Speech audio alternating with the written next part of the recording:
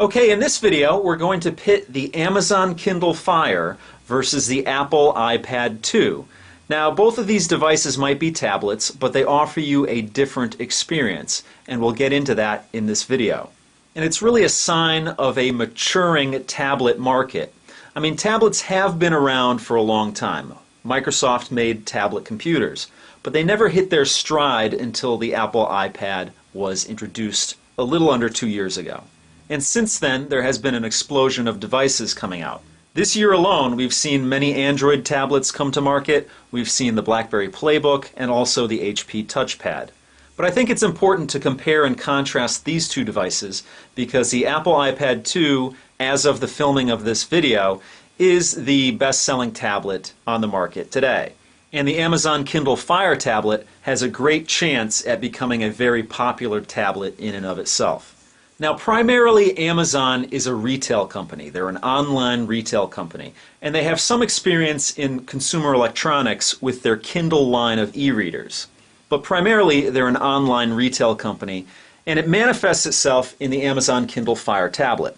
I actually look at the Kindle Fire as one of the first ever digital catalogs.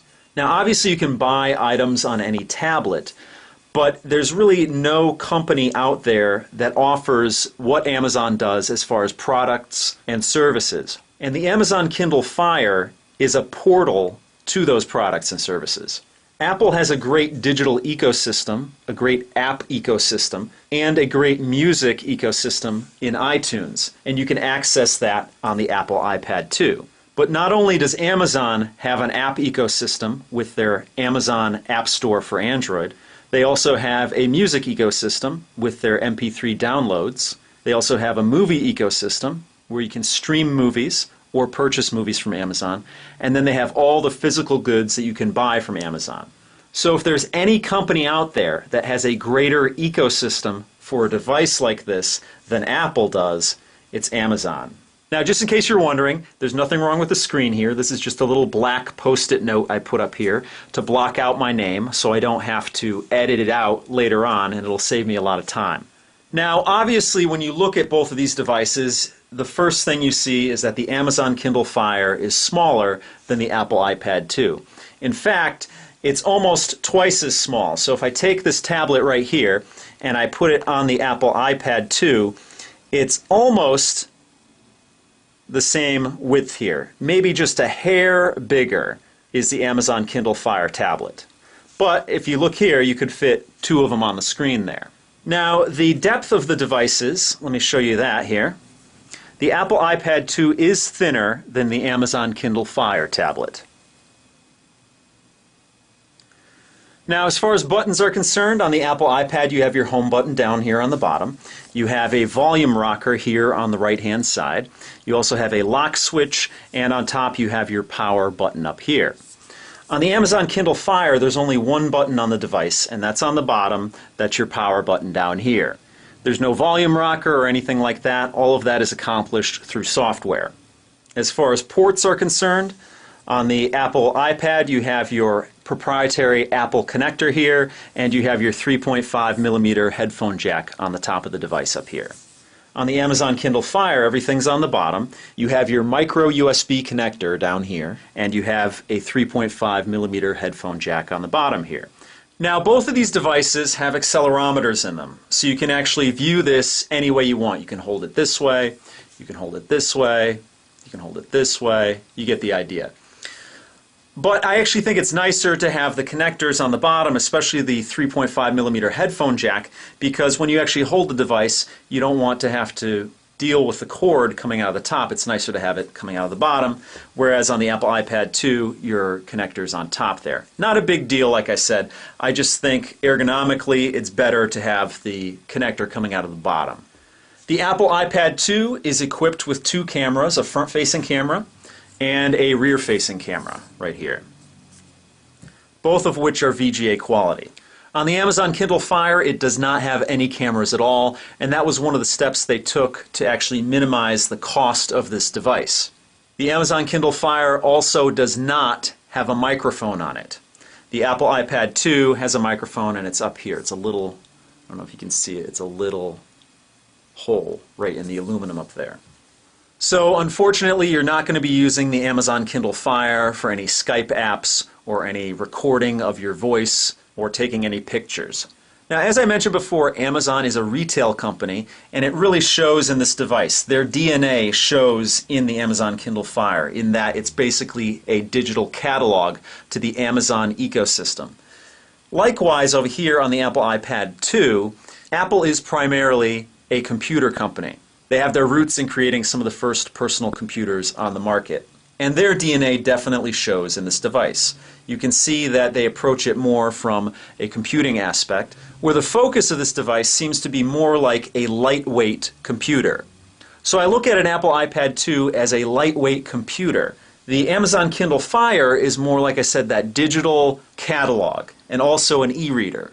Although the functionality of both devices, you can surf the internet, you can get email on both devices have apps, but the focus of the device here, like I said, is that Amazon ecosystem. And the focus of this device here is a very user-friendly, lightweight, personal computing experience.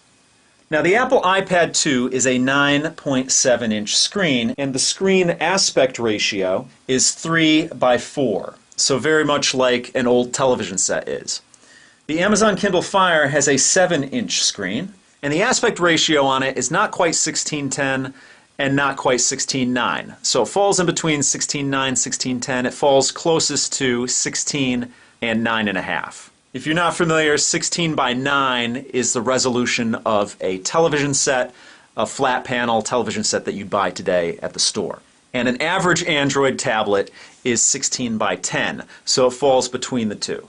Now, the Amazon Kindle Fire resolution is 1024 by 600, and the pixel density on that is 169 pixels per inch. The Apple iPad 2's resolution is 1024 by 768, and the pixel density on this device is 132 pixels per inch, so the pixel density is greater on the Amazon Kindle Fire, so you get a better resolution on this screen. And it stands to reason because the Amazon Kindle Fire is a smaller device, so it actually has all those pixels crammed into a smaller space, so you get a greater pixel density on the device. The CPU on the Apple iPad 2 is an A5 processor, which is a dual-core 1 GHz processor. So each core runs at 1 GHz per core. It also has a graphics processor in it, which is the PowerVR SGX 543 MP2. The Kindle Fire also runs a dual-core 1 GHz processor, that's 1 GHz per core, and it runs a Texas Instruments OMAP 4 4430 chip in it. It also has a graphics processor, also a PowerVR, but this runs the SGX 540. Both devices have 512 megabytes of RAM.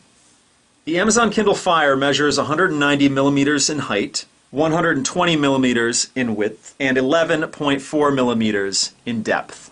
The Apple iPad, on the other hand, is 241 millimeters in height, 186 millimeters in width, and 8.8 millimeters in depth.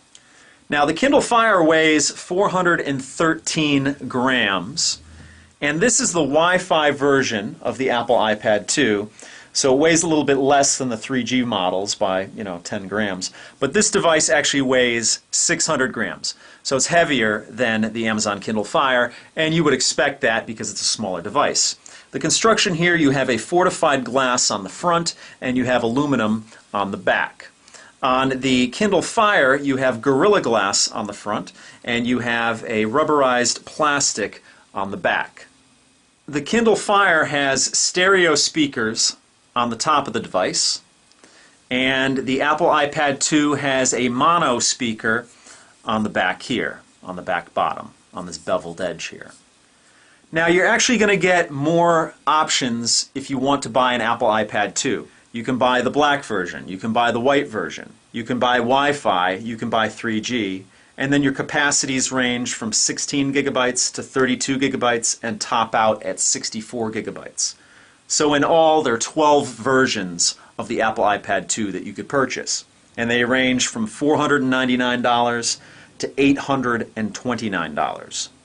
As of filming this video, you can get the Kindle Fire in any color you want as long as it's black, as Henry Ford would say. So you basically get one version of the Amazon Kindle Fire, the black version, and one capacity, which is 8 gigabytes. And the Amazon Kindle Fire is $199. That makes it a full $300 less than the lowest end Apple iPad 2, which this one happens to be. This one was $499, this is $199. So there's a big difference in price between these two devices here. And if you compare the Kindle Fire to the highest priced Apple iPad 2 that you can buy, which is $829, there's a $630 difference between the two devices. So that's definitely something to consider if you're in the market for any of these tablets. The Amazon Kindle Fire is a Wi-Fi only device. It offers 802.11 B, G, and N. It does not have Bluetooth. The Apple iPad 2 also has 802.11 B, G, and N, but it also throws in A in the mix there. So it has 802.11 A, B, G, and N. And it does have Bluetooth, Bluetooth 2.1. And of course, if you do get the 3G versions, then you have the 3G connectivity in the device as well. Both screens have multi-touch capabilities, so you can touch with more than one finger. And the operating system on the Apple iPad 2 is iOS 5. The operating system on the Amazon Kindle Fire tablet is Android 2.3.